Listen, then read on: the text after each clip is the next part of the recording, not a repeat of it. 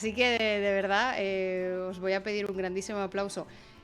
En parte a Lu, porque es el artífice de que estemos aquí reunidos hoy, y de manera principal a nuestro invitado de hoy, que es nada más y nada menos que Ramón Larramendi. ¿Qué tal, Ramón? ¿Cómo estás? Hola, ¿qué tal? Encantado de estar aquí contigo y No, con no, todos los que nos están escuchando. encantados nosotros y encantada yo. Muchas gracias. No es broma que nos ha costado cuadrar la fecha con agendas y con viajes, pero joder, se agradece un montón que saques tiempo entre las pocas semanas que tienes entre viaje y viaje. Te lo agradezco un montón que hayas sacado tiempo para pasar por aquí y bueno, y contarnos en todas las movidas en las que estás metido y cómo has llegado a meterte donde estás y cómo has llegado a desarrollar el proyecto del Trino de Viento y estar involucrado en muchas expediciones. Para alguien que no te conozca de absolutamente nada, el típico mensaje de ascensor, eso que dicen de cuéntame en 2 minutos tu proyecto. ¿Qué, bueno, en qué se consiste el trineo de viento y por qué es importante para la ciencia? Pues muy bien, el trineo de viento es el único vehículo de cero emisiones que existe en el mundo para desplazarse por la superficie de la Antártida y del interior de Groenlandia. No hay ninguna otra manera ni ningún otro vehículo que el trineo de viento. Y es importante para la ciencia porque yo llevo años trabajando en convertirlo en una plataforma de investigación científica que sirva para desarrollar muchos proyectos diferentes en las zonas más remotas del Ártico y el Antártico, donde apenas se hacen toma de muestras reales por los costos, la complejidad de todo tipo y hacen que prácticamente no hay datos, ¿no? Entonces es una herramienta de cero emisiones que permite acceder a los sitios, no imposible, porque hoy en día se puede ir a todos lados, Mm. pero como es tan complejo, se acaban oyendo.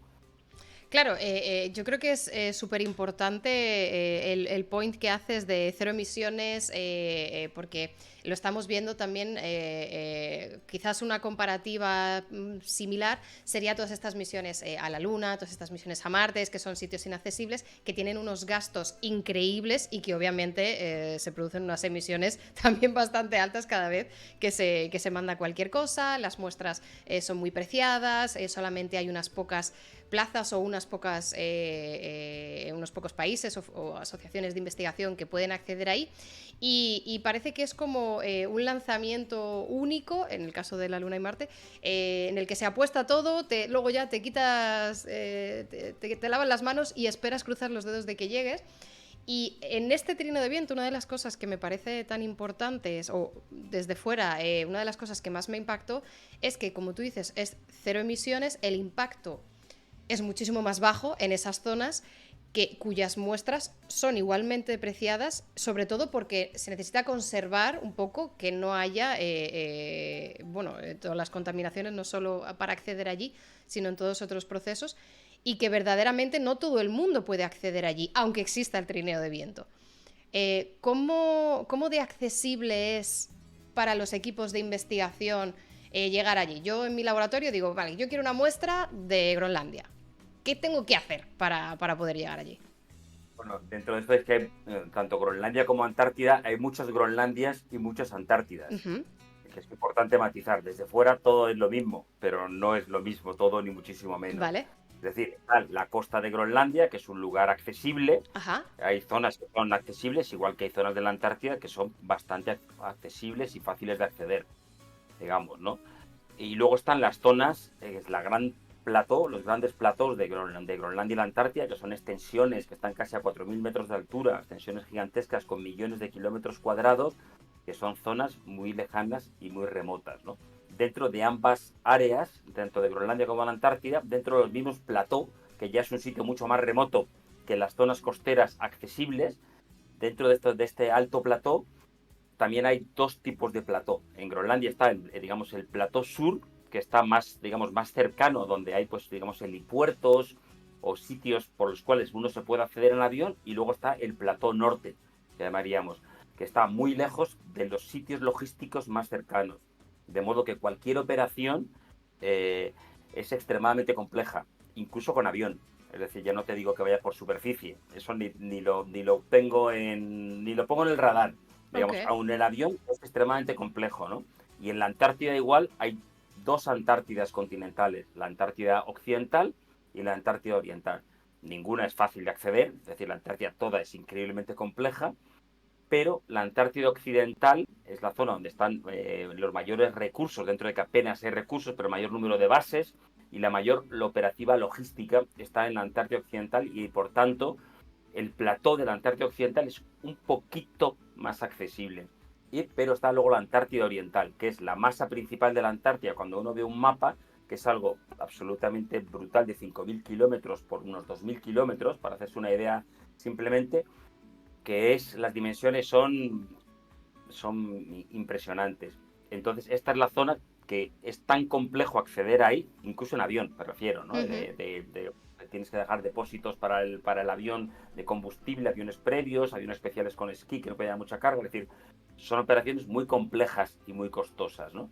En estas zonas más remotas del Ujú. interior de Groenlandia y de la Antártida. Son precisamente en estas zonas donde el trineo de viento es especialmente apto para recorrerlas durante miles de kilómetros, llevando una considerable carga y, por tanto, poder realizar investigación.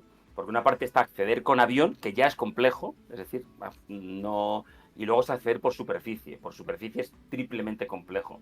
De modo que, por ejemplo, la Antártida Oriental es que prácticamente no se hacen lo que llamaremos transectos científicos, se han hecho en el pasado, Ujú. más en la Guerra Fría, en los años 60 y 70, que es como cuando más recursos se han empleado, porque pues está la competición que acabó con la Luna y todo esto, con el viaje a la Luna, pero había una competición poco conocida en la Antártida, entonces ahí fue un despliegue de recursos incalculable. Entonces ahí sí se hicieron un número Ujú. considerable de transectos. Después, los costos y la complejidad es de tal calibre que se ha hecho alguna, pero es algo prácticamente no se hacen por eso, por costos y complejidad serían, ¿no? Ujú. Entonces, por eso el trineo de viento es relevante porque, primero, porque es cero emisiones, es decir, y es algo como construido con una lógica totalmente diferente, Ujú. que es lo que es un poco, lo que hace ser un proyecto un poco desconcertante para la gente polar, no ya para la gente no polar, que pues como todo te suena un poco parecido o lo mismo de lejano, ¿no? Entonces, Ujú. entonces por eso, que pueda acceder de un modo simple, totalmente cero emisiones y con el mínimo impacto materialmente posible, ¿no? A estas zonas tan remotas. Ujú. Estabas hablando, bueno, me han surgido muchísimas preguntas, más que respuestas me has dado prácticamente, porque claro, estabas planteándolo con estas zonas de acceso difícil, porque no tenga bases o porque no tenga estaciones o porque sea más difícil geográficamente también llegar allí. Y claro, yo estaba pensando que en el vídeo este de YouTube que vi sobre el trineo de viento, no sé cuánta carga se puede llevar o cuánto ha cambiado, porque este vídeo es un poco antiguo, es del 2016. No sé si hay el trineo de viento punto 2 o punto 3 ya a estas alturas, si se ha modernizado, pero una de las cosas que me parecía interesante comparado al avión, por ejemplo, que también lo has dicho, es el poder acceder al punto concreto en el plano, ¿no? En lo que es en la superficie, para tomar las muestras, poder llevar algún laboratorio a bordo, ¿no? Algún laboratorio de campaña en el que se puedan realizar algunos experimentos o no, pero sobre todo esa carga de equipo y poder plantarte, establecerlo y a lo mejor cuando se termine la jornada empaquetarlo, moverte unos kilómetros y hacer lo mismo en otro sitio, ¿no? Entiendo que este trineo también te da esa ventaja de tener esa flexibilidad de muestreo. Yo, claro, yo me voy a la microbiología, yo me voy muy a ese tipo de ciencia, que seguro que no es la única, pero ¿cómo enfocan los investigadores que llevas en estas expediciones esa forma de muestreo o este trayecto? Bueno, primero es comprender cómo es, o sea, la capacidad que tiene el trineo, que por supuesto ha evolucionado desde el vídeo ese que tuviste en YouTube, que es de sí, 16-17, Ujú. por supuesto ha evolucionado. De hecho, yo voy a hacer ahora una expedición, me voy dentro de unas pocas semanas y entre otras razones por eso estoy un poco frenético de preparativos y ultimando, en que lo que estamos es, todo el rato hemos estado ampliando la capacidad de carga del trineo, obviamente, ¿no? Y ahora, de hecho, el ensayo que vamos a hacer en Groenlandia en este mes de mayo-junio, aunque yo me iré a finales de marzo, es precisamente porque vamos a intentar transportar 3 toneladas o sea, que el trineo desplace una masa total de 3 toneladas. Eh, con esas 3 toneladas, si lo logramos, yo creo que sí, pero nunca lo hemos hecho, es decir, va a ser el ensayo y el trineo va a tener ya 18-20 metros de largo y va a transportar 3 toneladas, es decir, que ahí caben cositas dentro. No es una cosa, no es una bolsita del Carrefour, Claro, digamos, un ¿no? par de pipetas y Eh, alguna más de repuesto. Efectivamente. Elaborado, y yo creo que va a ser que vamos a conseguirlo, espero, por supuesto, y así vamos a elaborar cuál es la carga máxima del trineo. Esa carga tú luego puedes distribuirla. Tenemos mucha superficie, la superficie sería un poco, no infinita, pero bueno, que no Ujú. tenemos problema de volumen en absoluto, porque el trineo es muy grande, entonces podemos transportar un montón de cosas, pero una vez que tenemos esos 3.000 kilos, pues podemos jugar dependiendo del proyecto que vamos a Claro. hacer, cuánta gente va a ir, cuánta carga científica. Obviamente, estamos hablando de que entre 250 500 con un potencial de hasta 800 y 1.000 kilos de carga científica que se puede transportar a bordo, que ya pues Es es mucho más una carga. que cuando yo me iba de campamento y me traía piedras en la mochila, que mi madre me decía, 2 kilos suficientes piedras. Claro, imagínate con ese trineo.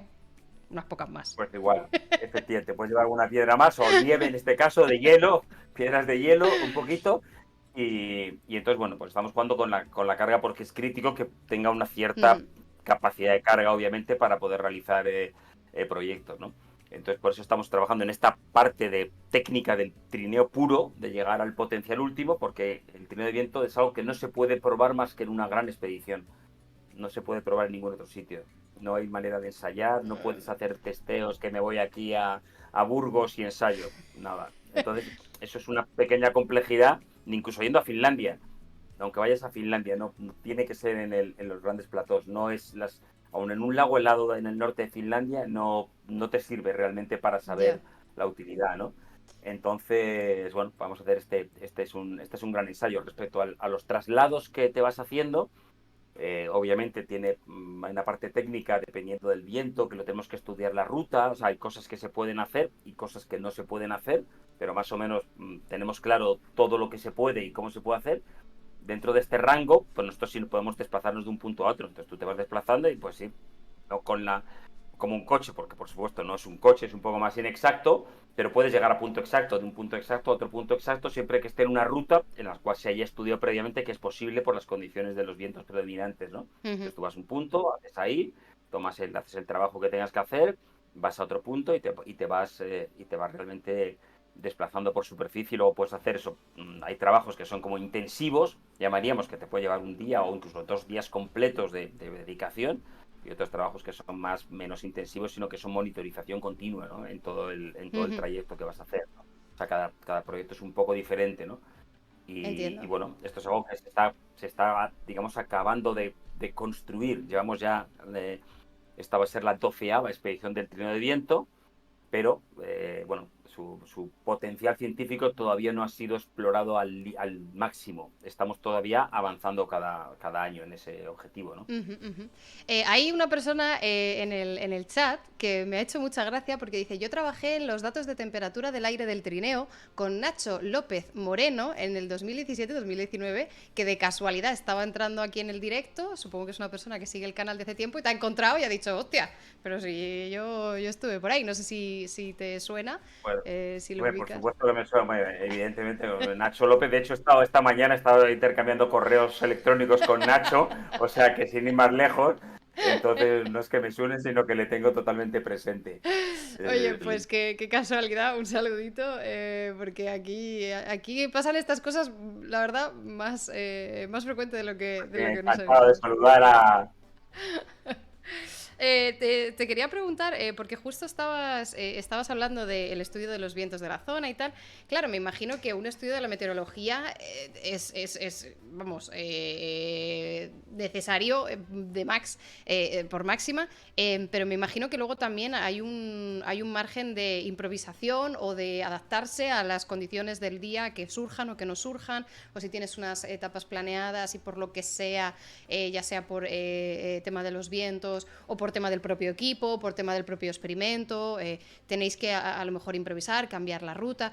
¿Cuánta ¿Cuánto porcentaje de lo planeado a lo realizado suele haber en estas expediciones? ¿Suele cumplirse un 90% de lo planeado? ¿O esto es un poco, mira, yo empiezo el primer día y luego ya vemos? Bien, más o menos, hombre, aquí está la experiencia que se va acumulando, evidentemente. Por lo general, más o menos cumplimos objetivos, hemos cumplido objetivos en todas las expediciones, evidentemente.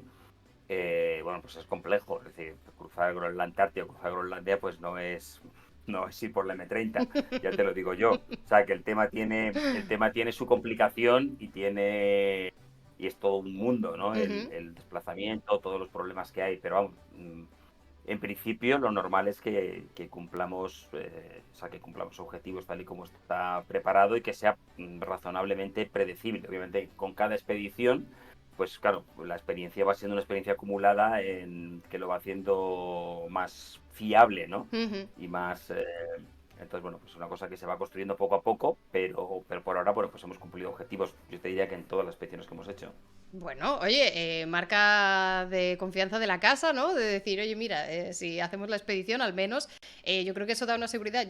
Yo como investigadora, ¿no? Desde este lado, si yo tuviera que planear una expedición, una toma de muestras, obviamente, con lo neurótica que soy yo también un poco, me alteraría si no cumplimos los plazos, pero bueno, obviamente también en esas situaciones tú eres el experto, me imagino que tú tomas ciertas decisiones sobre cómo se desarrolla las etapas y luego los investigadores se adaptan un poco a lo que haya, Sí, ¿no? bueno, claro, nosotros trabajamos mucho antes, Ujú, evidentemente, con cada equipo, ¿no? Para ver exactamente sus necesidades, cómo va a ser, revisar.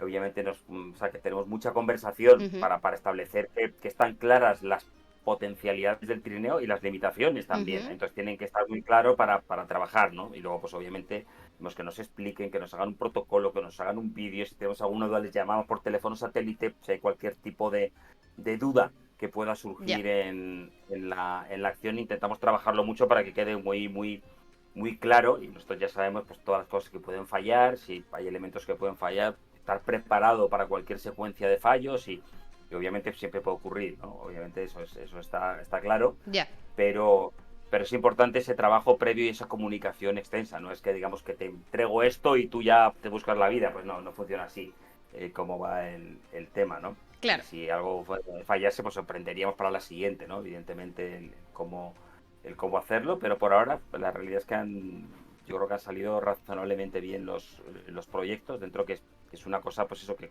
cada vez vamos aprendiendo nosotros también cómo ejecutarlo, porque los investigadores obviamente no pueden, ha habido investigadores yendo en el trineo, pero lo normal es que un investigador no pueda ir en el trineo, sería lo más normal, sino que te tienen que realizar el trabajo a terceros, ¿no? Entonces, por eso es tan importante este trabajo y esta comunicación súper extensa y haber ido sobre todas las posibilidades que pueden ocurrir, todos los Ujú. escenarios posibles y para evitar que haya una sorpresa, ¿no? Claro. Me surgen muchas preguntas, muchas dudas, porque claro, la gente a lo mejor no tiene tampoco el contexto, pero te voy a pedir que nos des un poquito de información sobre tu background, que nos digas cómo has acabado diseñando este trineo y recogiendo muestras para investigadores, porque que yo sepa, y corrígeme si me equivoco, tu background científico, digamos, de biología, de una ciencia básica, no tienes, ¿es verdad? Sí, no tengo, yo no soy investigador, evidentemente. ¿Qué Yo te has formado y cómo aplicas o cómo te definirías profesionalmente? bueno, o sea, yo me definiría como explorador desde el punto de vista que a mí lo que me llevó a las zonas polares, pues un poco la pasión por explorar estas zonas. Yo viajé hace casi 40 años la primera vez a Islandia y Groenlandia, participé en la primera expedición española en cruzar Groenlandia por esquís, en un reto pues, de aventura, de exploración, de por deporte, nada relacionado con la ciencia. Y luego hace 34 años ya, realicé un gran proyecto también de aventura pura, que fue realizar una expedición de Groenlandia a Alaska en trineo de perros y en kayak, ¿no? De pura exploración. Entonces estuve más de 3 años y medio viviendo en el Ártico, recorrí 14.000 kilómetros y digamos que fue mi doctorado, mi pequeño Harvard de supervivencia polar, ¿no? Ahí con los tope de gama de los cazadores, es decir, ahí no me dieron un diploma, pero vamos, La Ivy League te la sacaste, yo creo. Ahí estaba. exactamente, me la saqué, me la saqué. en una disciplina un poco extraña, pero me la saqué, ¿no? O sea, tuve la oportunidad pues, de aprender, claro, 3 años y medio viviendo en el Ártico, pues, viajando miles y miles de kilómetros por zonas remotas del Ártico y yendo como de comunidad inuit en comunidad inuit, es decir, con los cazadores, que es la gente que más, o sea, un conocimiento milenario de cómo la supervivencia en el Ártico, de cómo funciona. Esto es un mundo como que suena de libro, de novela, Ujú. pero es un mundo real y bueno, yo lo hice hace mucho tiempo, hace 35 años y tuve la oportunidad de conocer pues a muchos de los últimos cazadores, ¿no? O sea, toda una filosofía y todo un mundo ancestral que en este mundo de ultra tecnológico pues suena como una cosa de documental de ver una tarde, pero pero bueno, que hay muchas lecciones que aprendí. El trineo de viento, por supuesto, es la consecuencia de este aprendizaje grande, ¿no? Precisamente fue después de esta expedición cuando empecé digamos, mi desarrollo profesional. Por Ujú. un lado, yo me dedico a la logística, organizo viajes y a la logística de Groenlandia, no en el interior, una empresa en Groenlandia de logística, otra empresa de turismo en España. Y luego ese fue un proyecto que salió de este viaje y otro proyecto fue el trineo de viento, ¿no? Que efectivamente la idea del trineo de viento era crear, resolver ese dilema o ese dilema de la exploración, que era cómo navegar por la superficie del hielo que no se había resuelto. Entonces, bueno, yo partí de que la idea de unir conocimientos inuit, que yo los he probado, los conozco muchas cosas que hoy en día pues se vieran como con desdén porque son como cosas como antiguas, unirlo a la tecnología. Es decir, no buscar una solución solo de tecnología, ni por supuesto una solución solamente antigua, sino la unión de la tradición y la innovación, que es lo que hace que el trineo de viento sea un concepto totalmente un poco inédito y que no tiene competidor en el mundo. No hay nadie más en el mundo, no hay nada, porque vivimos en un mundo de ultra tecnología y los toques Inuit pues suenan muy raros. A la gente que no ha pasado por el Ivy League de Inuit pues le suena muy marciano aquello, ¿no? Entonces no lo acaba de entender. Incluso la gente que se dedica al tema polar profesionalmente, o sea, no te digo ya de gente que no, sino la gente pura polar absoluto, les, les desconcierta, digamos, el concepto, pero el hecho es que funciona Ujú. perfectamente. Es decir, que es un poco y esta sería un poco mi historia. Ajá. Digamos, cómo he acabado, evidentemente. Primero fue resolver este trineo de viento con un poco de exploración, sin ver a la ciencia. Una vez resuelto el cómo navegar, pues hablando con unos investigadores realmente franceses que trabajan en el interior, fueron un poco los que plantearon, dijeron, oye, pero ¿habéis pensado que esto realmente podía tener una aplicación científica? Porque nos contaron su caso, llevan 20 años para conseguir organizar una expedición, un transecto por el interior de la Antártida. 20 años. Entonces la burocracia, los problemas, la financiación, no sé qué, era como, es que esto es un infierno, realmente poder hacerlo, ¿no? Y ahí Ya. fue como surgió el siguiente desafío, que es vamos a convertir este concepto que ha surgido por aventura y por exploración, vamos a convertirlo en un elemento de investigación real, que evidentemente pues no tiene nada que ver. Cuando tú haces aventura, tú quieres ir todo lo más ligero y lo más rápido. Ya. Aquí es al contrario, se trata de ir lo más pesado posible y tienes que tener mucho tiempo, ¿no? Entonces son conceptos y variables y bueno, pues llevamos casi 20 años en este desarrollo, en esta aplicación para investigación, que es totalmente distinta que el comienzo del proyecto, ¿no?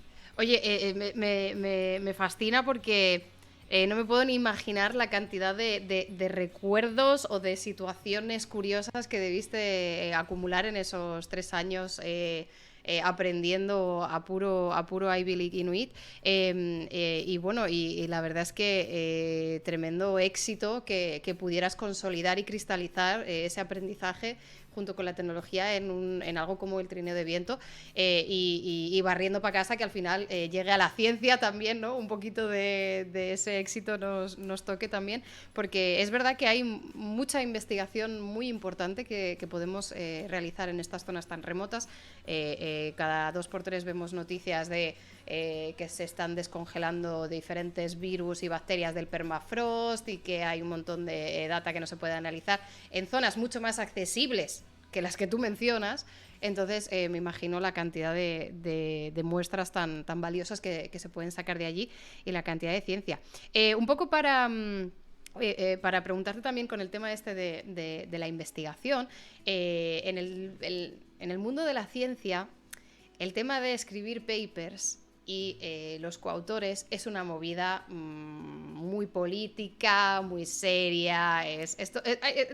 Hay como todo un jaleo con el tema de coautores y papers y muchas veces está el debate en los propios laboratorios de biomedicina o de química, de lo que sea, si los técnicos de laboratorio o las técnicas de laboratorio merecen una coautoría en un paper, ¿no? En un artículo científico.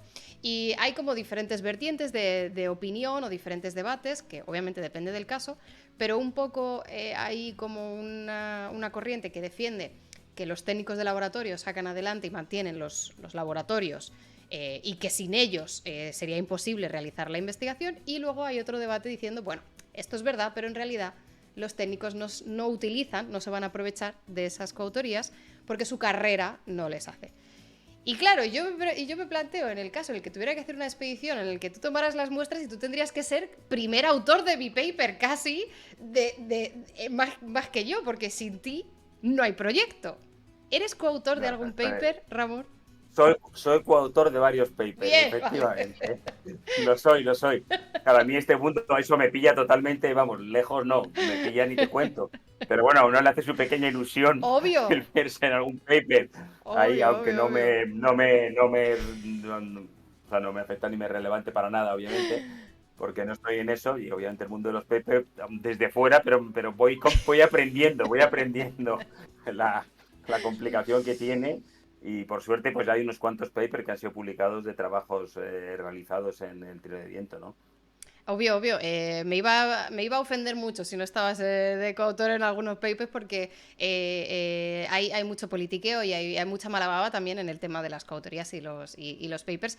Pero bueno, uno de los criterios es si esta persona no hubiera salido el paper.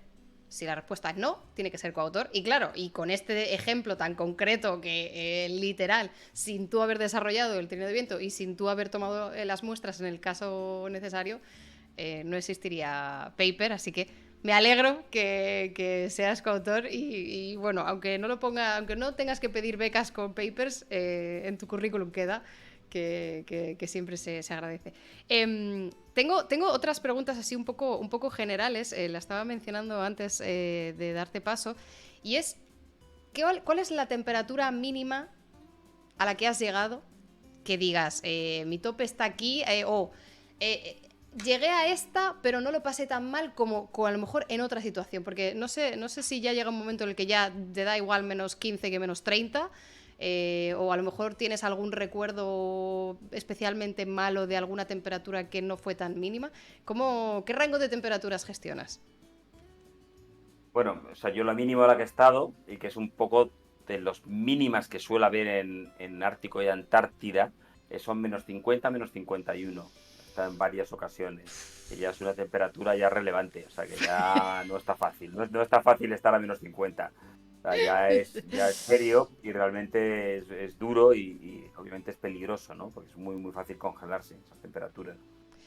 Pero Sí. obviamente en la temperatura no lo es todo. Como sabes, está el factor viento. El viento es muy relevante. En menos 40, con un viento de 90 kilómetros por hora, pues a lo mejor echas de menos estar a menos 50 en proporción, Ya. porque es muy serio, ¿no? Entonces, obviamente, yo cuando he estado en situaciones de mayor frío, probablemente ha sido, pues eso, a menos 40 con viento fuerte.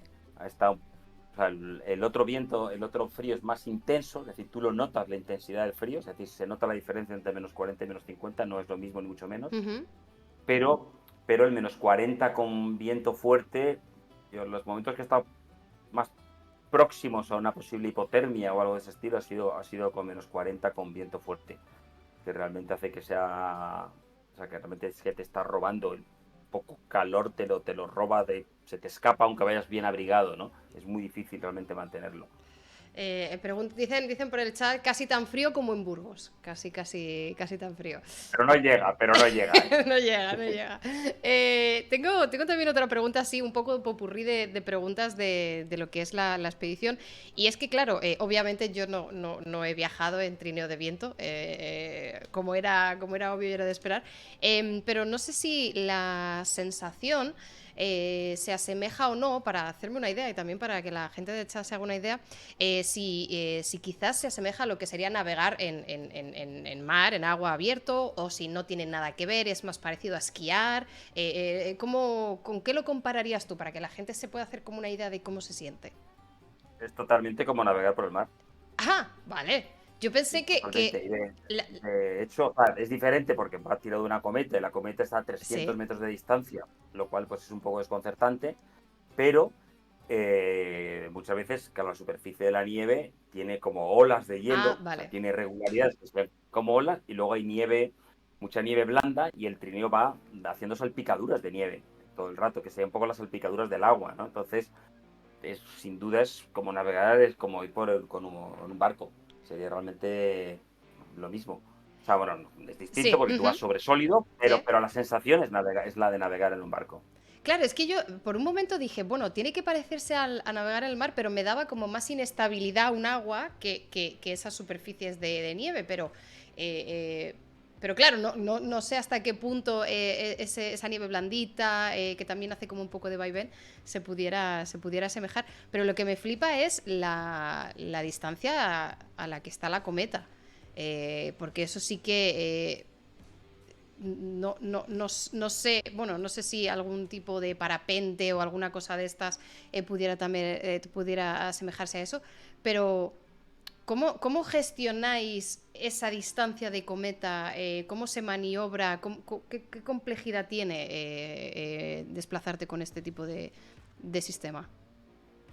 Bueno, tiene evidentemente es toda una técnica, o sea, que tiene todo su técnica. Y obviamente lo de la distancia a la que está la cometa es una cosa así pues también que desconcierta, porque eso va a 350 metros de distancia, es decir, va muy lejos y es importante que vaya muy lejos, porque realmente al principio cuando empezamos la cometa iba muy cerca, que es como lo que te sale un poco intuitivo, y fue un gravísimo error y nos llevó tiempo a aprender que es importante, ¿no? Entonces, bueno, tiene todas sus técnicas, todo es una cosa como que no se parece a nada, que tienes como que aprenderlo, o sea, como manejar pues sí, manejar un vehículo que pues totalmente distinto, ¿no? Sí. Entonces tiene todos sus pequeños trucos y tienes que aprender a, pues eso, a gestionar esos pequeños trucos, ¿no? Lo de la cometa lejos, pues no, una vez que te acostumbras, no hay ningún, digamos que no hay ningún problema, ¿no? Lo que hace es muy desconcertante porque, claro, cuando tú ves, sobre todo para hacer fotografías es desconcertante porque no puedes fotografiar conjuntos los dos nunca. No es posible, ¿no? Comprenderlo. Está tan lejos que es que no se ve. Y de hecho, muchas veces nosotros la cometa, o sea, la vemos, si es una cometa no muy grande, pues se ve realmente lejos. Y muchas veces está en las nubes la cometa. La dejamos de ver, la nube, porque está tapada completamente, está más allá de la visibilidad y tenemos que manejarla solamente vemos los hilos, y hombre, que ya con la experiencia, Ujú. con las posiciones de los hilos tú manejas la cometa, pero no la puedes ver, ¿no? Entonces, bueno, es todo un mundo en sí mismo que no, es súper difícil, pero que por supuesto hay que aprenderlo. Es que me parece fascinante. Habías dicho que al principio, o en las primeras, entiendo, las primeras versiones del trineo, teníais la cometa más cortita. ¿Cuánto más cortita? ¿A cuántos metros la teníais en las primeras? Empezamos a 40 metros y luego de ahí hemos llegado hasta 350 metros, porque al principio pues parecía como lo lógico, tenerlo cerca, ¿no? O sea, tampoco se te había planteado, ¿no? Entonces, bueno, la realidad es que hay dos factores que hacen que sea muy importante llevarlos lejos y de hecho sería mejor llevarlos más lejos todavía. Lo que pasa es que entras en el problema de que para ir a gestionar la cometa tienes demasiada distancia que recorrer. Entonces puedes tardar 15 minutos en llegar a la cometa andando, porque te vas hundiendo, la nieve que muchas veces hay costra. Entonces, claro, 15 minutos en llegar ya es pelín demasiado tiempo, ¿no? Entonces eso es lo que nos limita la distancia de la cometa, es que es demasiado esfuerzo ir a chequear cualquier cosa a la cometa, ¿no? Es un trekking prácticamente, ¿no? Entonces, por eso estamos hay debate entre 250 y 350, más longitud, más fácil manejarla. ¿Y por qué es más fácil? Por dos razones. Una, porque sus movimientos son más lentos. Normalmente las cometas, la gente que ha manejado la cometa en la playa, las cometas tienden a ser como muy rápidas, ¿no? Y de hecho, las cometas de juego se quiere que sean rápidas porque son como más divertidas. Nosotros queremos que sea lo más lenta posible la cometa, exactamente lo contrario, porque necesitamos que en hacer un movimiento que hace la cometa tarde el mayor tiempo posible. No sé, es importante. Entonces, cuanto más lejos, como el arco es más grande, se tarda mucho más tiempo y entonces es más fácil el manejo. ¿Por qué eso es importante? Nosotros manejamos la cometa con un sistema de poleas, pero en determinadas ocasiones, claro, la fuerza que maneja la cometa colosal. No tienes más que imaginarte esos 3.000 kilos, arrancarlo, es decir, para estar parado, arrancarlo en cuesta arriba y con nieve profunda. Es decir, imagínate nieve profunda que se clava y cuesta arriba. O sea, no en plano y nieve dura, que eso está chupado. O sea, es decir, la fuerza que hay que hacer es impresionante. Es decir, realmente tiene una fuerza como si fuera casi un camión, un tir prácticamente. No lo he mirado la comparación, pero que realmente es algo absolutamente monstruoso. ¿Qué quiere decir? Que en determinadas ocasiones hay que tirar un poco de fuerza, a pesar del sistema de desmultiplicación. Por supuesto, el sistema de multiplicación, chaval, que no levanta, sino imposible de claro. todo, imposible de toda imposibilidad. Pero aún así, por una serie de razones, a veces hay que hacer un poco de fuerza. Entonces, al principio, dependiendo del número de movimientos que haga la cometa por minuto, claro, puede llegar a ser agotador manejarla y tuvimos problemas en la espalda. De hecho, en las primeras expediciones las acabamos todos con la espalda totalmente destrozada, unos dolores de espalda imposibles, ¿no? Hasta que vimos que la manera de evitarlo era disminuyendo el número de movimientos de cometa por minuto, y eso solo se puede conseguir con la distancia a la que está la cometa. Pero nos llevó, no lo vimos tan claro. Obviamente cuando lo alejamos, dejamos de tener todos problemas de espalda de todo tipo, porque hacíamos pocos movimientos por minuto y entonces no había ningún problema no volvimos a tener jamás un solo problema en el manejo. Y al principio pues había demasiados movimientos que hacer, y algunos de esos movimientos requieren hacer fuerza. Entonces si haces como tienes que cargar un poco y ya lo haces 20 por minuto y estás 2 horas, pues claro, la cosa se pone cuesta arriba, ¿no? Entonces ahora pues, tenemos que cargar mucho menos y muchas menos veces, y ya ese problema ha sido totalmente resuelto por la distancia, ¿no? Pero el inconveniente es lo que te decía, que tardas demasiado en llegar a la cometa para gestionarla para cualquier problema. Entonces pues Tienes estamos, que ¿cuál es el balancear, punto claro. óptimo?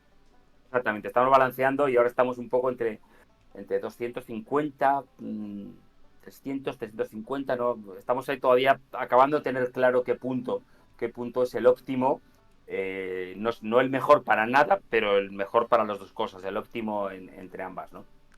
Claro, yo no había caído, bueno, obviamente no había caído, no tenía ni idea de la cantidad de problemáticas o la cantidad de consecuencias que puede tener lo lejos que esté la cometa, y sobre todo eso, ¿no? Cuando no está entre las nubes, que está en el suelo y tienes que ir hasta ella, ahí es cuando te acuerdas y dices, no, pudieran haber sido 200 metros en vez de 300. Ahí... Efectivamente. ahí Tal cual pasa. Y por otro lado, la longitud es buena porque coges el viento en altura, que es otro elemento importante que tardamos en descubrirlo. Es decir, si tú tienes a 300 metros, 350, pudieras llegar a llevar la cometa a casi 200 metros del suelo, 150, 175 fácilmente. Entonces la columna de aire que tú puedes gestionar es muy grande, y eso te da mucho margen porque hay variaciones en la columna de aire dependiendo de la altura del suelo.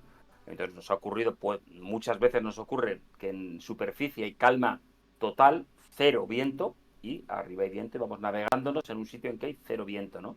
Y a veces puede rotar, puede cizallar, y en algunas ocasiones más excepcionales pueden estar incluso en sentidos completamente opuestos. El viento en superficie del viento arriba, por uno es el catabático y otro puede ser el meteorológico. Entonces puede ocurrir, digo, no es tan frecuente que sean vientos distintos, catabático con meteorológico, vayas y puedas tener, ¿no? Entonces todo un mundo de viento a altura. Por eso llegamos a pensar en llevarla a 500 metros o incluso a 1 kilómetro de distancia a la cometa, ¿no?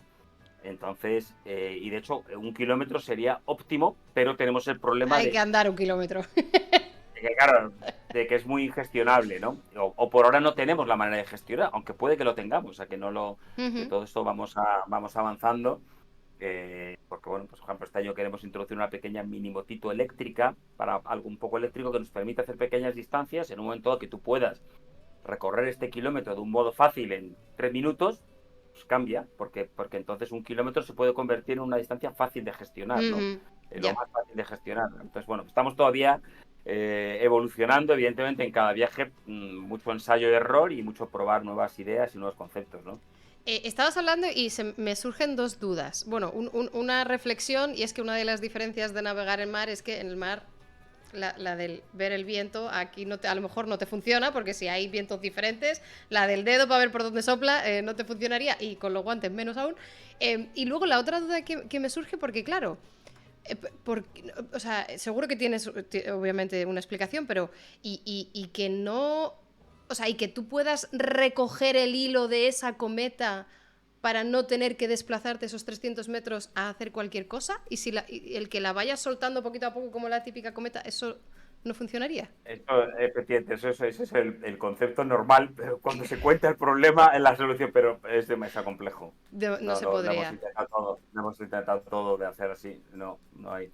Por una serie de razones que me enredaría demasiado técnico. Entiendo, entiendo. eh, no digo que no se pueda. Nosotros, ya te digo, y esto hemos hablado largo y tendido, y además con mucha gente, y no, Me no imagino que es. no he sido yo la primera en pensar en esta idea. Efectivamente, efectivamente. Es una buena idea, pero no es práctico de realmente de realizar, o no lo hemos sido capaces de resolver todavía, que Ujú, también puede ujú. ser.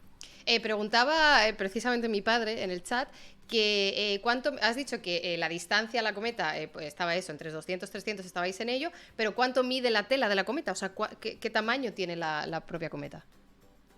Bueno, ese es otro tema, ¿no? Obviamente llevamos 22 cometas, lo normal, porque llevamos dos juegos de cometas en paralelo, y en unas 10 11 tamaños de cometa por dos.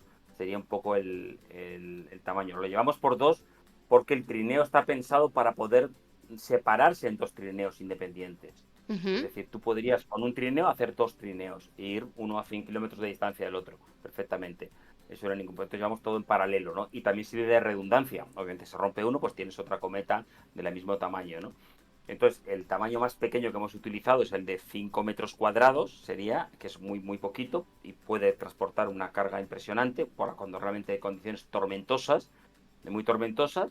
Y el más grande, ahora estamos en 150 metros cuadrados. Hemos realizado y probado una cometa de 250 metros cuadrados, pero ya hemos dado con que era un tamaño ingestionable.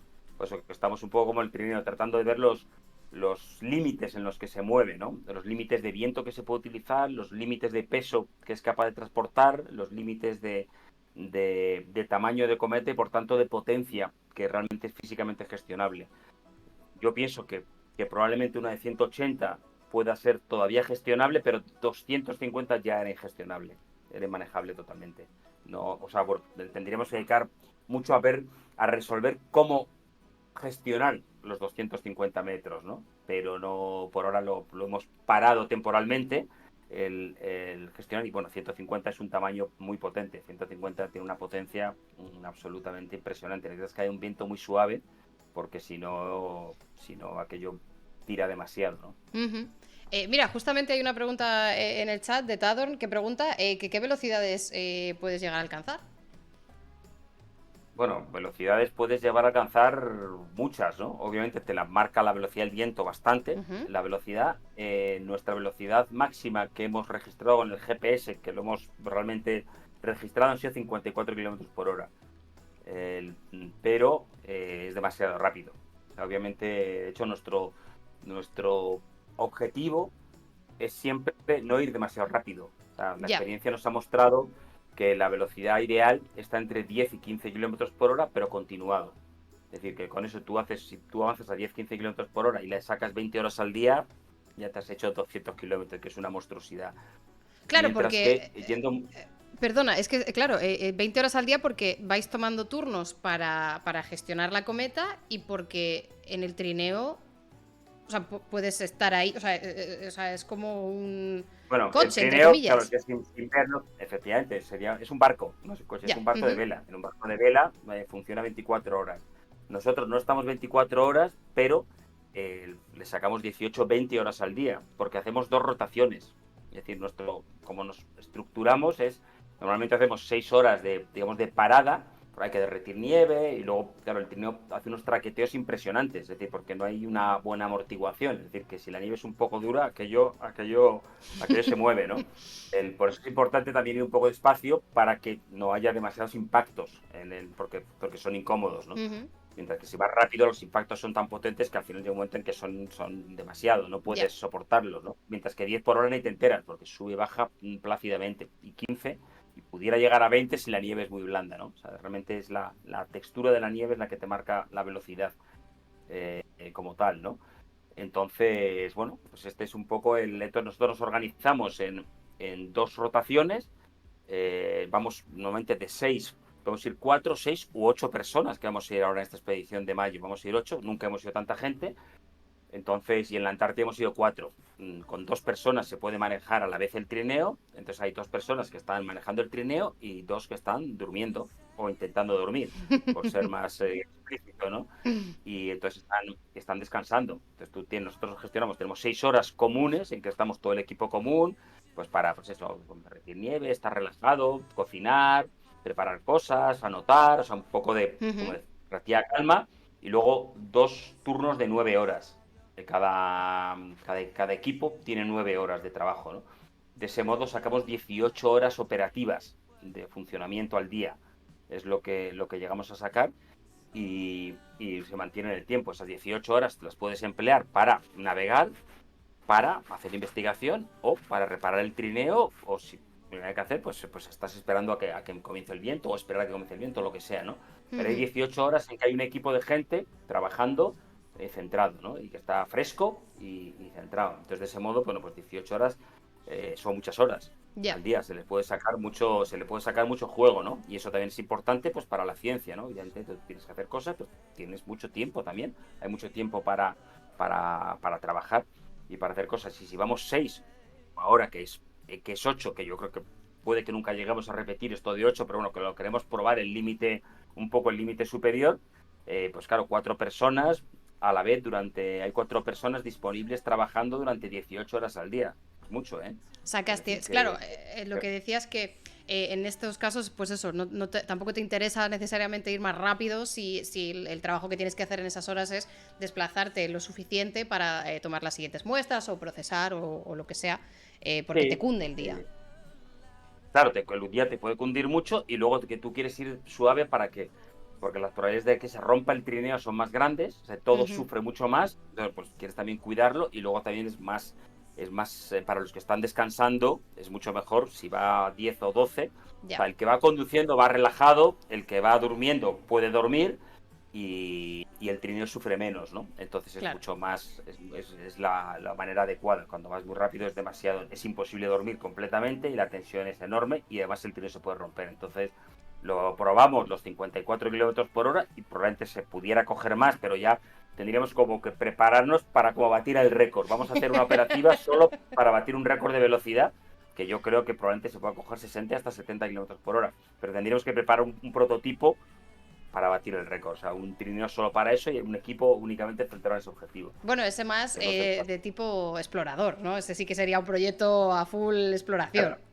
claro, claro, es otra historia, evidentemente, ¿no? Entonces, bueno, evidentemente montar una expedición es como muy Ujú. complejo y ya no, pues eso, o sea, lo probamos, vimos, yo he visto que podemos estar haciendo, o sea, yo pienso que en un día se podrían llegar a realizar hasta 700 kilómetros en un día, nuestros récords son 427 en una sola jornada. Pero bueno, hay que también ir modo explorador para hacer eso, ¿no? Entonces ahora mismo estamos en otro foco y no, ya eso, pues llegamos a estos 427 y alguien lo dejaremos para que alguien lo bata en el futuro, que por supuesto que se va a batir.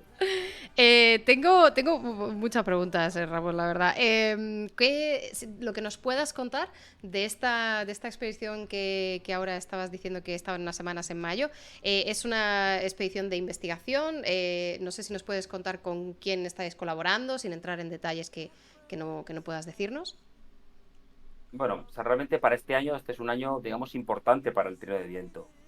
Llevamos 24 años trabajando con este proyecto, porque cada expedición es realmente muy complejo de desarrollar. Son proyectos logísticamente complejos, costosos, económicamente, o sea, hay mucho trabajo detrás, ¿no?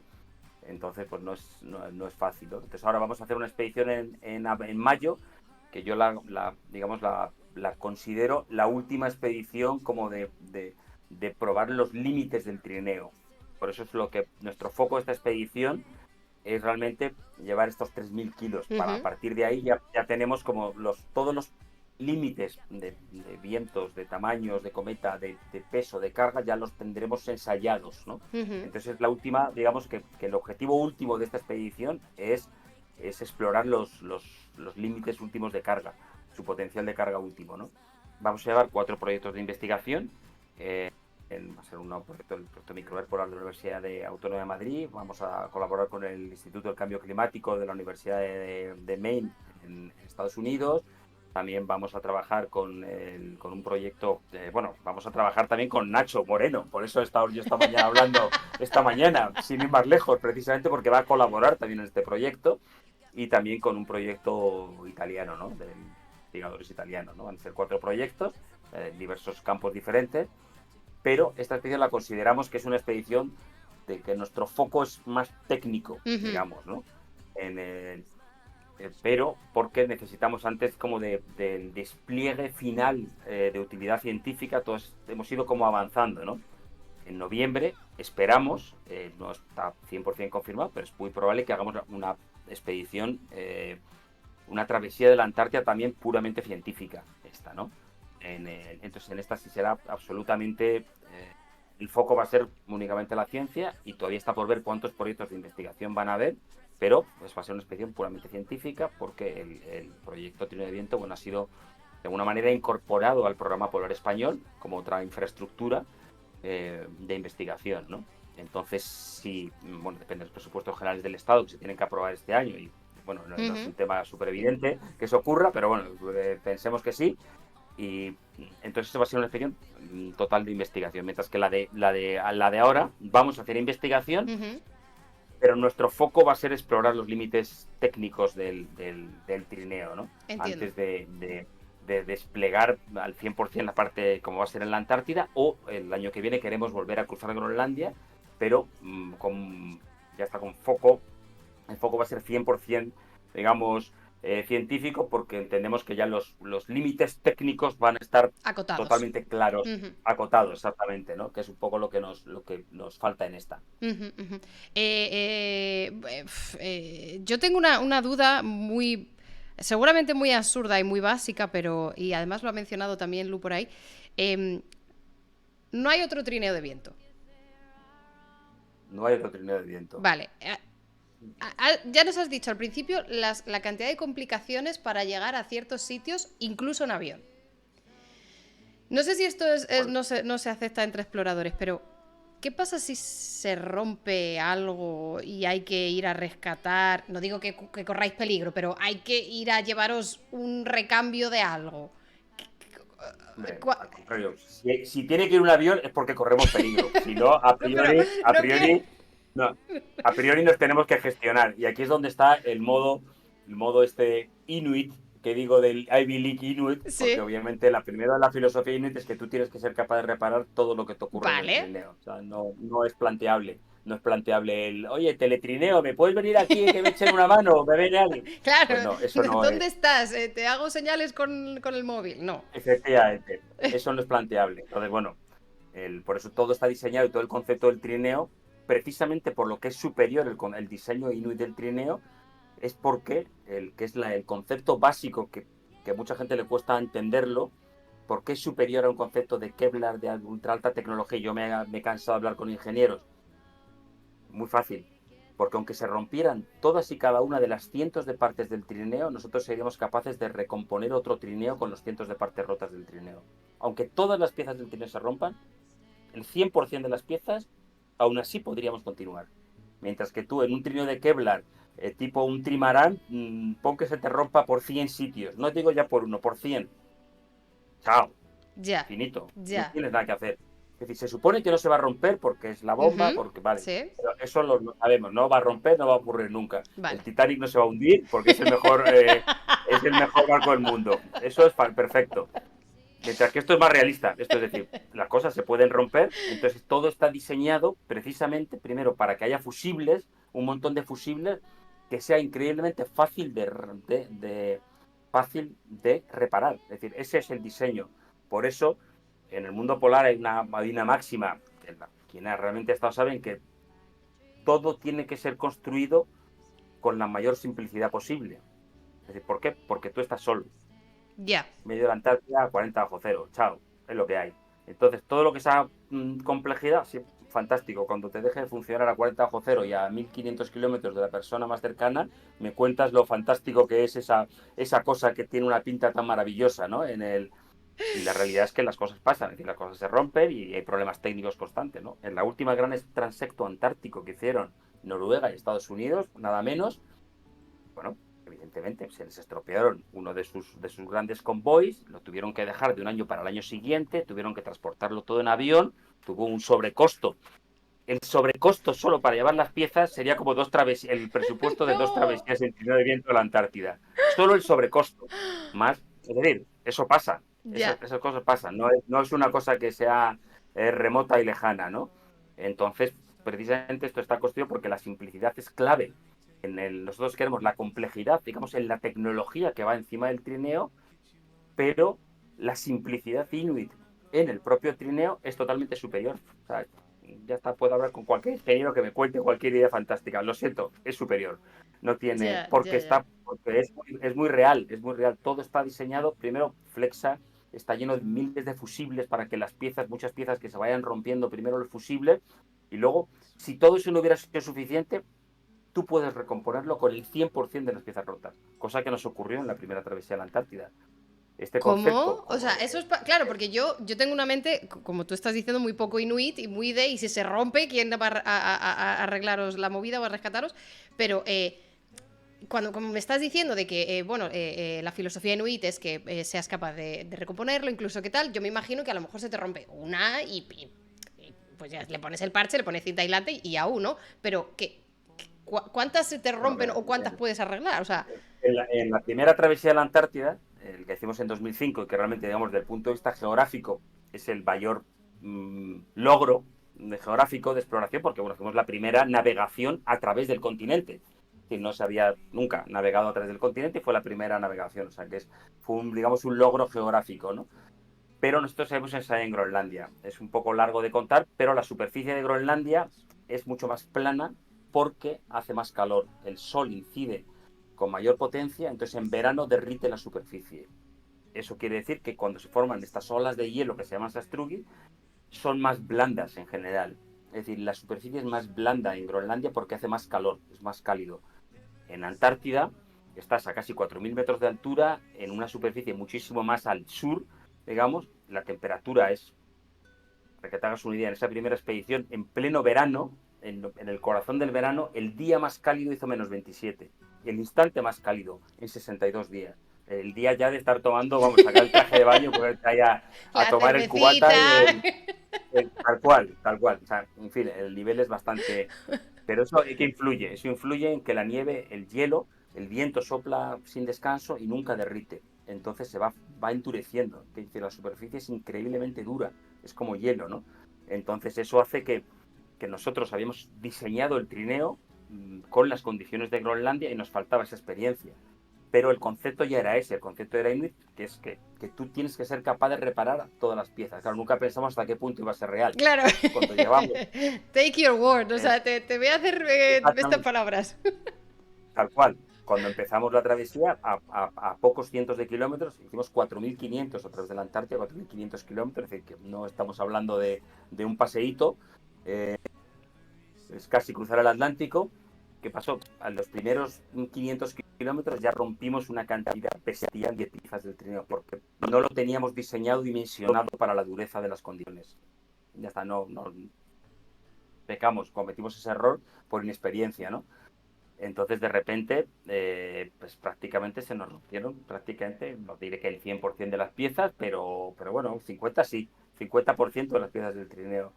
Entonces tuvimos que ir reparándolo todo, reparándolo, hay días con cuerdas, muy, muy inuit, todo, pero completamos la travesía con los 4.500 kilómetros y recorrimos los 4.500 kilómetros a través de la Antártida, cuando en el kilómetro 400 ya lo teníamos hecho un cromo el trineo.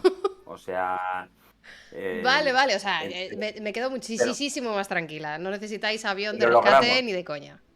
Bueno, eso tampoco hay que decirlo nunca, es decir, puede ser, puede No, ocurrir, pero... evidentemente, sobre todo de problema de salud o de Ya, problema eso de sí, eso accidente, ¿no? sí, De eso haber algún sí. accidente. Eso sí, faltaría Evidentemente, más. bueno, nuestra filosofía es que solamente puede haber una operación de apoyo por un problema de salud en que, por supuesto, que venga el avión, obviamente, ¿no? Correcto, Pero el correcto. otro, bueno, esperemos que no. Por ahora en las 11 expediciones no nos ha hecho falta nunca y esperemos que siga así, ¿no? Me fascina. No te quería interrumpir, vamos, faltaría más, pero voy a aprovechar para dar las gracias a Don Pixelar que nos ha traído una raid. Una raid es, porque te explico, Ramón, cuando hay otro canal aquí en Twitch que termina de hacer su contenido, termina de hacer su directo, tiene la opción de mandar a toda su gente a otro canal para descubrir lo que hace otra gente. Entonces nos ha traído 73 personas a que vengan aquí, así que muy bienvenidos a todos. Estamos con Ramón hablándonos del trineo de viento y de tremenda travesía que tuviste, que se te rompieron tantas piezas. Pues claro, es que es lo que decía, es lo que estabas explicando, la mentalidad muy tecnológica de tengo esto construido y si se me rompe esto, pues lo tiro y me compro otro. Que estamos, pues eso, muy influenciados por este tipo de mentalidad, nos da como una seguridad, pero muy frágil. Con ciertas cosas, ¿no? Porque obviamente yo no soy capaz de reparar absolutamente casi nada de lo que tengo, de mis posesiones, y te da una seguridad de que alguien lo ha construido bien, pero esa fragilidad de que en el momento en el que se rompe no sabes cómo arreglarlo o cómo salir adelante. Y en este caso, lo del trineo, vamos, al menos a mí me transmite mucha seguridad y me transmite mucha calma. No sé si hay en algunos otros aspectos de tu vida en los que también implementas esta mentalidad inuit. No sé hasta qué punto ya hace mucho tiempo de esos 3 años de full inmersión en la Ivy League Inuit, pero ¿hay en algún otro ámbito de tu día a día que te des cuenta o de manera inconsciente digas, esto es lo que me traje de allí? Hombre, yo tengo mi pequeña parte inuit, yo lo sé, o sea, no sé qué porcentaje, pero sin duda, bueno, pues es una experiencia que he tenido muy grande y luego, bueno, yo tengo una empresa en Groenlandia, estoy constantemente en Groenlandia trabajando con inuit, no en esa inmersión tan bestial, digamos, ¿no? Como fue esa expedición de 3 años continuados por sitios remotos e inhóspitos y los lugares realmente más salvajes, pero yo por supuesto tengo una parte inuit y de hecho la filosofía del trineo pues para mí es un poco, ¿no? Es decir, hay dos mundos que son muy distintos, cada uno tiene sus cosas buenas y por supuesto sus cosas malas, entonces yo intento aplicarlo a todo, ¿no? Tengo una empresa, incluso mi propia empresa, planificación, un poco porque tengo ese lado. Sí, tengo ese lado inuit, que digo, lo otro sería más complejo de contar. ¿Cómo lo haces en tu vida privada en algo concreto o en tu vida profesional? Pues hombre, eh, sería difícil de poner. No es Ujú, tan fácil como con el trineo, que es ujú. como muy, muy sencillo, ¿no? Pero evidentemente, bueno, pues al tener por supuesto, la flexibilidad absoluta, obviamente los inuits son muy, muy dados son muy ingeniosos en resolver las situaciones con lo que hay, ¿no? O sea, por supuesto, jamás hay un lamento, es decir, vale, estos son los elementos que tengo, lo más rápido posible, tengo que hilar los elementos a mi disposición para encontrar la solución lo más rápido posible, aunque me hubiera resultado un poco impensable, ¿no? Ujú, Entonces, esto es algo que yo lo aplico mucho, ¿no? Es decir, se te cae todo, ¿no? Yo siempre ujú. digo que en la expedición lo más importante elemento para una expedición, aunque por ejemplo, muchas veces me lo preguntan, ¿no? Pero ¿con qué compañeros de expedición o qué cualidades tú ves en una expedición, ¿no? Ujú, Para mí una de las cualidades más importantes es cómo reaccionas cuando se te cae todo lo que tú pensabas en lo que de repente todo tu plan, todo se viene abajo completamente. Entonces cada persona, cuando se te cae todo completamente, cómo reacciona. Probablemente eso sea lo más importante para una expedición. ¿Qué actitud coges cuando todo se viene abajo y todo va mal? Cuando todo fluye, todo va bien, eso es fantástico. Es el ya. mundo formidable. Pero realmente en la expedición lo normal muchas veces es raro que no haya la expedición en algún momento en que de repente se te empiezan a venir abajo cosas de todo tipo, ¿no? Te empiezan a. Eso en esa expedición de 2005 pues nos pasó, ¿no? Se nos rompió todo el principio y dices, ¿cómo voy a cruzar la Antártida eh, o sea, es impensable, ¿no? De hecho,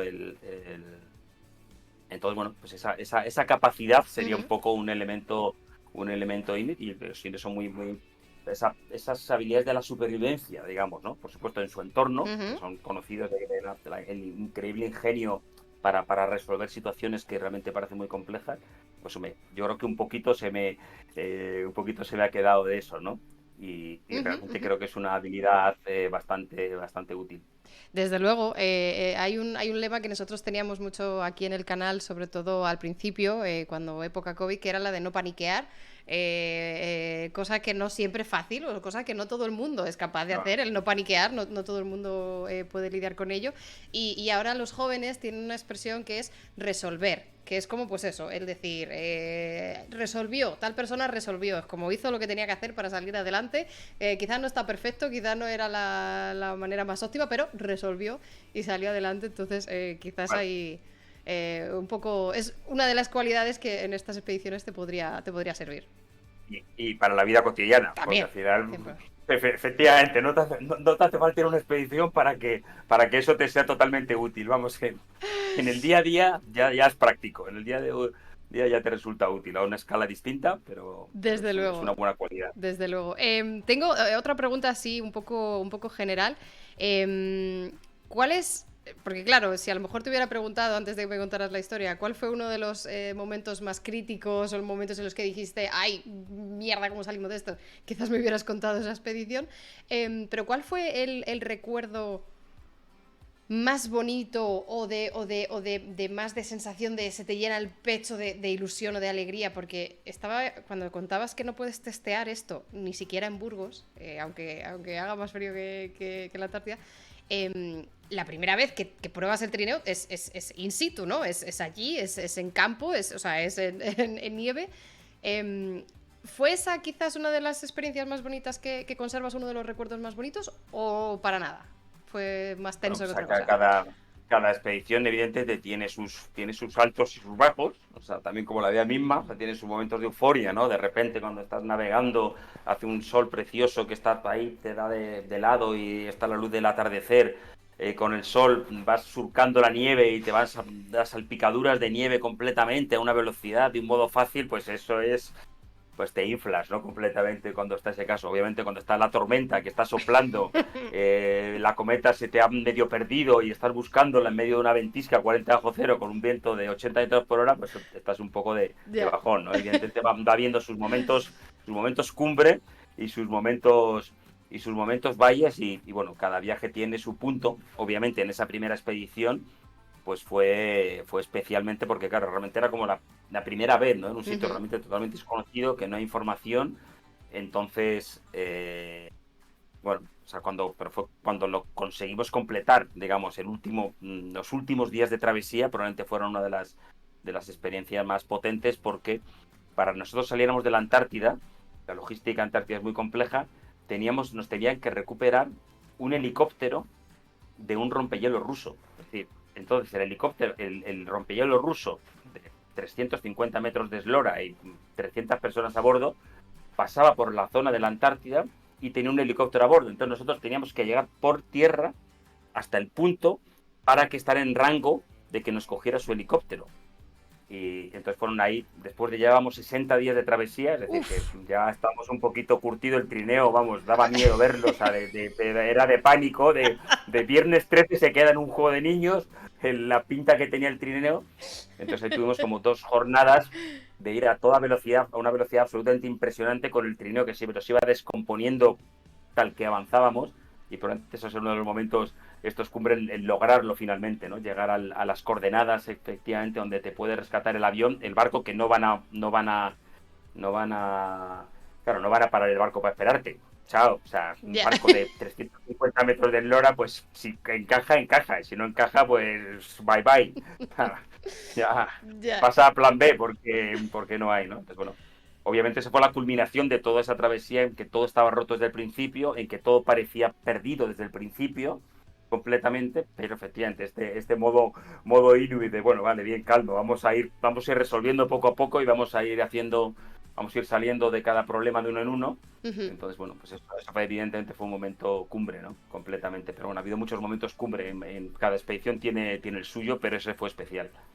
Entiendo que, claro, no todas las situaciones son iguales, decía mi padre. La línea delgada, ¿no? O la línea tan fina que hay entre las salpicaduras de la nieve en la cara y la puta nieve pegándote en la cara, que son dos conceptos muy diferentes, ¿no? Son dos situaciones muy diferentes. Y puede pasar poco tiempo entre uno y otro. Efectivamente, Claro, no, te descuidas y se tuerce. Oye, Ramón, yo tengo un montón de preguntas más, pero creo que ya hay como 15 preguntas de la gente del chat recopiladas en nuestro Discord. Entonces, si te parece, voy a ir recogiendo alguna de ellas, te voy a ir lanzando. Obviamente, las que quieras, te sientas capacitado y te apetezca contestar, no hay ninguna obligación, pero voy a hacer un poco de popurrí a ver qué están preguntando. Bueno, primera pregunta que me interesa. ¿Es posible llevar turistas en el trino de viento? por poder se puede, evidentemente, podría llevar a una persona, pero es una operación muy compleja, Ajá, entonces por eso es, a pesar de que yo me dedico al turismo, sí. o sea, el trineo va a ser dedicado solamente para la ciencia, porque no, o sea, que no tiene, No para tiene mi punto de sentido. vista no tiene sentido. Ujú. Hay un montón de cosas que se puede hacer con el turismo, digamos, ¿no? No tiene sentido. Bueno, Entonces, por eso realmente la... claro, un poco por ahí va la pregunta de si existiría en un futuro un trineo versión turismo, pero claro, los gastos me imagino que a lo mejor tampoco tendrían, serían Bueno, asumibles o no lo sé. o sea, por poder todo es posible. Ujú. Lo único es que solo con su versión de investigación ya es un proyecto como complejo. Entonces, a mí personalmente no me interesa porque yo ya estoy trabajando con el Ya. turismo. Entonces me parece, precisamente a mí me dice, pero si tú estás con el turismo, digo, por eso mismo. Es decir, básicamente esa es la razón que puede ser contraintuitiva por el cual pienso que la utilidad verdadera del Ujú. trineo está en realmente explorar estas zonas más remotas de la Tierra, ¿no? Es decir, que me parece como que mejor destino que eso y que este es realmente su sentido. Para ir se puede ir a Groenlandia y se puede ir a la Antártida de mil maneras y para conocerlo, ¿no? De un modo más sencillo, más fácil y que no tiene... Entonces me parece que la mezcla en sí Ujú. no tiene sentido y que el verdadero sentido del trineo está en eso, en su potencial de explorar los lugares más remotos, en sitios realmente complejos de ir, ¿no? Ujú. Ujú. Entonces, bueno, por eso es lo que el trineo está como vehículo de investigación y ya va a ser complejo. Establecer una Claro. gran travesía a la Antártida. Vamos a recorrer 4.000 kilómetros el año que viene en la Antártida. O sea, son distancias brutales en sitios extraordinariamente remotos y que requiere un equipo pues muy cualificado Ujú. realmente para llevar a cabo el proyecto, ¿no? Entonces, bueno, pues Bueno, y un ese es el poco lo que objetivo. decías, que hay otras opciones de turismo que no es necesario ir a ciertos sitios, que no tienen el Más atractivo. sencillo, todo más fácil para pues, conocer Groenlandia y conocer la Antártida y muchas otras maneras mucho más, o sea, son más lógicas. Esto no, por poder se podría, Ujú. evidentemente, pero que no es el foco y para mí no tiene sentido. Claro. Hay otra pregunta de Moncortizas. Dice, sin pretender profundizar mucho, o sea, sin tener que entrar en mucho detalle, pero dice, ¿cómo conseguir resolver las necesidades energéticas para equipos y para la vida de día? Porque antes estabas hablando de travesías de 60 días incluso, o sea, son días. ¿Cómo cubrís estas necesidades? En el caso en el que se lleve ciencia, también para, si fuera necesario, alguno de los equipos científicos y para el día a día. Bueno, obviamente ese es otro de los frentes de desarrollo. Este año vamos a aumentar mucho nuestra capacidad energética. Es otro de los subfrentes que vamos a experimentar este año, ¿no? Hasta ahora, obviamente, con unas placas solares sencillas, pues para tus necesidades básicas, pues está totalmente chupado, ¿no? Entonces ahora, bueno, probablemente vamos a llevar una pequeña moto eléctrica dentro del trineo, que ya es un Ujú. desafío de carga. Entendemos que ese desafío nos puede permitir también para pues equipos más complejos realmente, ¿no? Entonces, bueno, pues evidentemente vamos a llevar, pues eso, llevamos unas placas solares ya para 800 vatios, que bueno, ya es algo, digamos, y luego pues llevamos un inversor híbrido, un sistema de acumulación para poder cargar en 220, o sea, como un poquito más sofisticado. De hecho, este es el primer año que realmente vamos a escalar la capacidad de acumular energía y de utilizar como sistemas exigentes, o sea, que realmente exigen mucha energía, ¿no? Pensamos que es totalmente posible Ujú. y bueno, vamos realmente de hecho es uno de los frentes que vamos a hacer ahora y bueno, llevamos esta moto eléctrica que el desafío es ser capaz de cargarlo, ¿no? Entonces lo llevaremos encima, vamos a ir probando porque obviamente pues ya tiene unas necesidades intensas, ¿no? O sea, que no es un teléfono ni es un sistema simple, ¿no? Ujú. Obviamente hay una parte que todo esto es importante porque pues, se abre a tener una perforadora eléctrica, perforadora manual ya la hemos llevado, pero en fin, aquello tiene miga, perforar manual unos cuantos metros. Ujú. Obviamente, pues si tú puedes llevar una perforadora que te puede perforar con electricidad 30 metros y te lo puede hacer en 3 horas, pues, obviamente lo lógico es utilizarlo, ¿no? Y llevar esos sistemas. Pero bueno, eso es digamos, es un subfrente Ujú. del trineo que todavía es ahora cuando estamos empezando como más en serio realmente y que, bueno, vamos A a desarrollarlo. escalarlo a un Ujú. nivel, llevarlo a un nivel superior y bueno, como vamos a estar haciendo inspecciones todos los años, pues evidentemente esto es ensayo-error, ¿no? Probar, ensayo, continuar, ensayo de error y cada vez ir mejorando, ¿no? Pero evidentemente pues es fundamental estar a un nivel alto de carga, ¿no? Ujú. Ujú. Claro, es que tantos frentes, ¿no? Tantos subfrentes que tener en cuenta, la carga, los equipos, las necesidades energéticas, es claramente complejo. Hay otra pregunta de Teme Gosco que te pregunta en concreto si te has cruzado con algún oso polar en alguna parada y esa experiencia yo te lo extiendo a cualquier animal o cualquier sitio, cualquier situación en la que fuera.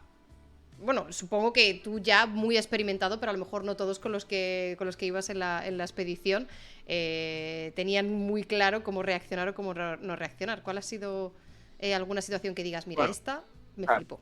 en el trineo de viento es poco probable Ujú. encontrar un oso polar en Groenlandia. No es imposible, de hecho vamos armados, o sea que eso está claro, pero es poco probable, ¿no?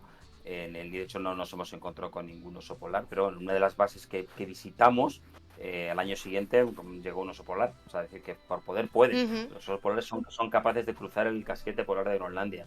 Es algo absolutamente colosal, ¿no? Lo pueden hacer. Está registrado que son capaces de hacerlo, ¿no? Eh, que es como incomprensible y como, vamos, absolutamente bestial, ¿no? Entonces, bueno, pues llevamos armados, pero digo que es extremadamente remoto. Yo me encuentro con muchos polares, pero más bien viajando con trío de perros por la costa, ¿no? Entonces, por ahí, por suerte, nunca he sido atacado. Es decir, que he visto muchos, pero nunca se han dirigido hacia mí para atacarme, ¿no? Pero vamos, ahí se va armado siempre. O sea, eso es lo normal. Tú no vas nunca sin ir armado. Ya, ya, ya, ya. Curioso porque además justamente, no sé si ha sido hoy o ayer, hemos compartido, uno de los usuarios en el Discord ha compartido una noticia de que están viendo osos polares que no están hibernando porque hace demasiado calor. Y me imagino que, bueno, no sé si en tus décadas ya de exploración has visto estos cambios que empiezan a ser visibles en algunas de estas regiones. No sé si tú verdaderamente estás viendo estas cosas que nos cuentan de que se derriten o no se derriten, la fake news, la Agenda 2030 y todos estos. ¿Qué nos No, cuentas? evidentemente, por supuesto que se está derritiendo aquello, ¿no? Obviamente, por ejemplo, con respecto a los osos polares, es un elemento que siempre es muy icónico, Ujú. un poco con el calentamiento, pero no es el más representativo. De Ujú. hecho, probablemente sea de los menos representativos. Lo que pasa es que Ya. tiene un valor icónico muy grande, ¿no? Es decir, de hecho, bueno, yo sigo mucho efectivamente cómo están las poblaciones de osos polares. Hay 19 poblaciones de osos polares. Ahora se ha descubierto la 20ª, que de hecho hubo un artículo en Nature el año pasado, que fue una zona cercana a la que yo estoy, que es una zona cercana en la que yo estoy, porque eh, el- eh, es que me están llevando. Ah, no te Está preocupes, llevando mi cógelo. hijo por aquí por el teléfono. No, no, no, no lo voy a Cógelo. coger, pero ya, pero me ha descentrado. No te Pero preocupes, probablemente voy a tener, pero pero no hay probablemente voy a problema. tener que dejaros. Voy a tener que dejaros en breve. eh, No te preocupes, ¿eh? En cualquier momento, Desgraciadamente. si necesitas Voy a coger tener el que dejaros en teléfono, breve. faltaría más. Vale, no, pero voy a tener que dejarlo en breve por motivos familiares. Sin problema. Pero bueno, lo que estaba contando, ¿no? Es decir, hay 29 poblaciones. La 20ª, que tengo que hubo un artículo en Nature y en el mundo polar estuvo bastante sonado porque se había demostrado que podían vivir sin la banquisa. Es Ujú. decir, que no eran osos polares que se desplazaban ahí, que migraban, sino que criaban en una zona sin banquisa, que está en la zona sudeste de Groenlandia. Entonces esto, bueno, ha sido una cosa bastante sonada en el pequeño mundo del seguimiento de osos polares y el mundo polar, ¿no? Ujú. Como tal. Entonces, realmente no hay algunas comunidades, algunos grupos que están haciendo mal, otros que están haciendo bien, otros están igual, pero no es una cosa, no sería lo que realmente, o sea, en general están yendo Ya, bastante bien. A veces se habla de un artículo, pero claro, es de una comunidad, de uno de los grupos que está yendo mal, o sea, es un ya. poco, no es el punto más representativo desde mi punto de vista. Hay otros puntos que son mucho más claros, evidentemente el derretimiento de los glaciares, que por supuesto es algo impresionante, la disminución de la banquisa, el permafrost, el cambio de las corrientes marinas, que eso se está notando bastante, Sí. por tanto cambian las pautas de los animales y eso genera un desconcierto muy grande, ¿no? Porque cambia la salinidad, la temperatura, pero que son cosas un poquito más opacas. El oso polar es más visible, ¿no? Es Claro, más una foto, sí. es más emotivo, es más emocional, o sea, es otra cosa, pero no es en sí el más relevante, digamos, ¿no? Dentro de que esta disminución de la banquisa pues afecta, ¿no? Porque su hábitat natural, aunque se haya descubierto esta comunidad del sudeste de Groenlandia que puede vivir sin la banquisa, ¿no? Ujú, ujú, entiendo. No te quiero robar para nada más tiempo, que ya nos has dedicado mucho, así que si me permites te voy a hacer la última pregunta, que es una pregunta que se dejó del invitado anterior, a estos Just Sciencing. Entonces te voy a pedir que me contestes a la pregunta que dejó el invitado anterior sin saber que iba hacia ti. La dejó al aire al futuro invitado, y luego te pido que me dejes una pregunta tuya para el próximo invitado o invitada. La pregunta es, ¿qué investigador o investigadora del pasado te hubiera gustado conocer? Pero yo te la abro a qué persona o personaje famoso, no tiene por qué ser investigador o investigadora, te hubiera gustado conocer en una cena distendida, digamos, un rato de chill.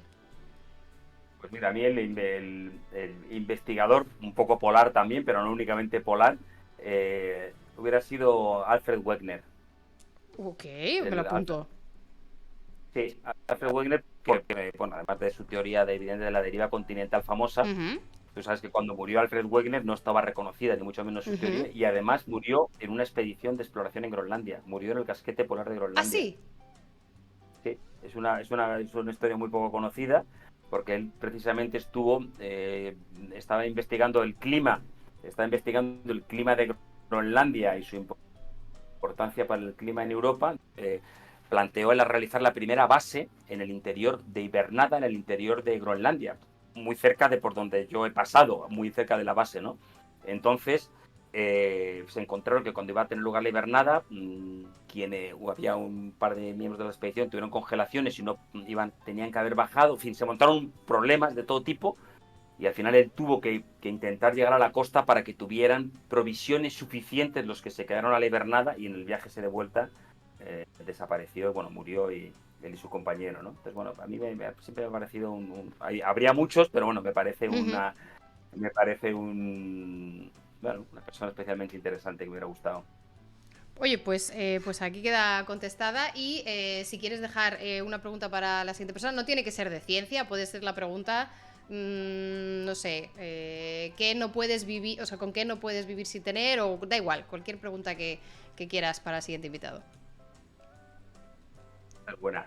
Efectivamente, esa es la pregunta eh, más complicada. Yo haría la pregunta eh, al siguiente invitado Ujú. si ¿cuánto tiempo podría vivir sin contacto con tecnología? En plan realista, en plan, haz una Sí. lista mental de todas las cosas que utilizas y sé realista. ¿Cuánto tiempo podrías vivir sin contacto exactamente? Sería mi pregunta. Yo creo que alguien le va a dejar pensando. A lo mejor varios del chat ahora mismo están haciendo mierda, esto tampoco, mierda, mierda, mierda. Oye, Ramón, muchísimas, muchísimas gracias, de verdad. No te robo más tiempo. Me lo he pasado súper bien. He aprendido un montón. Y la verdad me quedo fascinada con todo lo que haces. Estaba diciendo al principio que aquí charlamos con investigadores, pero vamos, justificadísima esta excepción. No, no, no nos vamos a poner tampoco tiquismiquis con títulos que tampoco son tan importantes. Y verdaderamente creo que haces mucho por la ciencia, mucho más que algunos investigadores. O sea que muchísimas, muchísimas gracias. Me lo he pasado genial. Y muchísima suerte en la expedición de mayo y en las futuras. Pues nada, oye, muchísimas gracias. Yo también he estado fenomenal aquí y también me lo he pasado muy bien. Y nada, gracias por invitarme y encantado. Y un saludo a todos los que nos están escuchando. Muchas, muchas gracias. Buenas noches y un besito. Nos vemos, Ramón.